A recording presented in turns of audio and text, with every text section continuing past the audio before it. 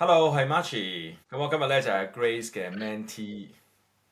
咁今日就係 Matchy 嘅 mentor 啦。你好啊。今日咧係我哋嘅 Reverse Mentoring Time 啦。咁我就想請教下你啦。咁我哋做 training 嘅時候咧，其實就越嚟越多好似你 Grace 咁年青嘅同事參與啦。咁我哋發現咧，其實for 你嘅peers 啦，或者都唔係單止嘅，即係個 attention 越嚟越短啊。咁我想問下啊，其實我哋如果作為 trainer，我點樣可以更加容易 engage 到一啲 young 嘅 generation 喺個班房啊，或者 training 裏邊咧？因為我之前就喺大學啦，咁我都有做過 student facilitation 啦，咁就係同一啲其他 student organisation 嘅學生工作啦，咁自然就係同都係我哋呢個 generation 嘅人一齊做啦。咁其實我哋嘅活動好多時候會 involve 更加多嘅 physical activity 啦，即係可能叫佢哋喐一喐啊，分一分組啊，可能要稍微有少少跑動啊之類，諸如此類嘅呢啲嘢啦。咁我覺得咁樣其實會相對嚟講比較容易可以 engage 咗佢哋啦，同埋對佢哋嚟講都唔會咁悶啦，即係唔係淨係坐喺度齋聽咁樣咯。咁所以要不時嘅轉動啦。咁我哋喺心嗯理學嚟講，轉換大家嘅情緒狀態啦。咁就 by movement 咧，即係呢一個係可以我哋試下嘅。OK。嗯咁我又想問啊，有啲時候我哋都教好多 soft skills 嘅 training 啦，係啦，即係溝通技巧啊，人際關係等等啦咁。咁我又見到啲同學仔咧，好似好快就熄機嘅。咁其實有種咩原因嘅咧？同埋我哋點樣可以令到呢個狀況嗰啲嘅改變咧？嗯，係。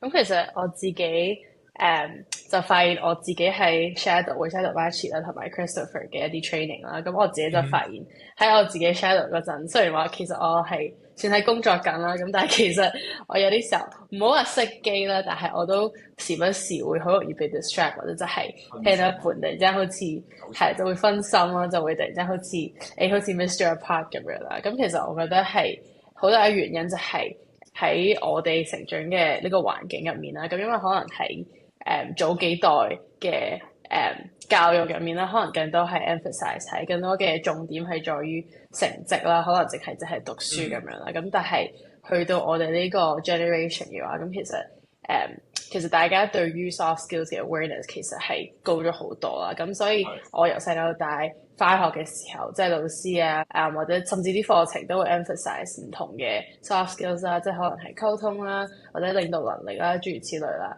咁所以我哋其實由細到大聽類似嘅嘢，其實聽咗好多次啦。咁所以好多時候呢啲內容佢亦都係重複噶啦。咁所以自然就會去到，如果去到一個新嘅 program，咁我哋就聽，咁佢又係講，又係講 leadership，又係講 collaboration，或者又係講溝通嘅話，咁其實我哋通常就係一開頭啊聽一聽咁樣啦，咁大概 get 到個 idea，咁其實就差唔多就慢慢會慢慢識嘅。咁都明白咧。咁我係明白多咗喎，係啊，因為呢個我都冇特別好去諗呢樣，因為可能嗯喺我嘅年代成長咧，未必咁多啲 soft skills 咗。咁變咗，你覺得嗯。點樣再能夠勾到佢哋嘅興趣或者佢哋嘅投入度咧？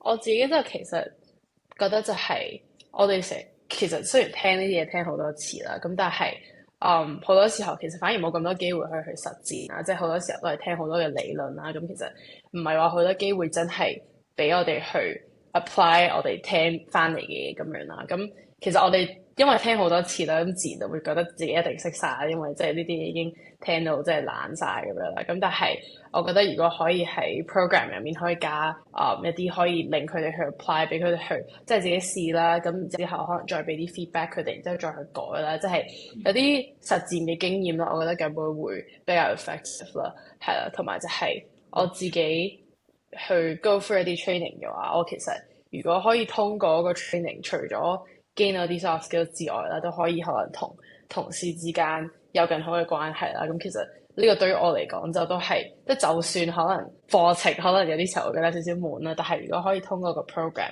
同同事嘅關係更進一步啊，咁其實我覺得都係會有所得着咯。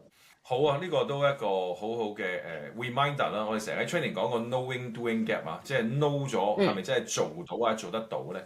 咁似乎我哋可以利用一啲唔同嘅 training 嘅 methodology 啦，係啦，啲 role play 啊，啲情景啊，讓你哋嘅投入去試咧。咁我諗呢個係會事半功倍嘅。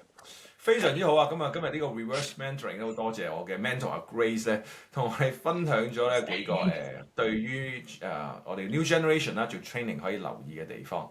Thank you。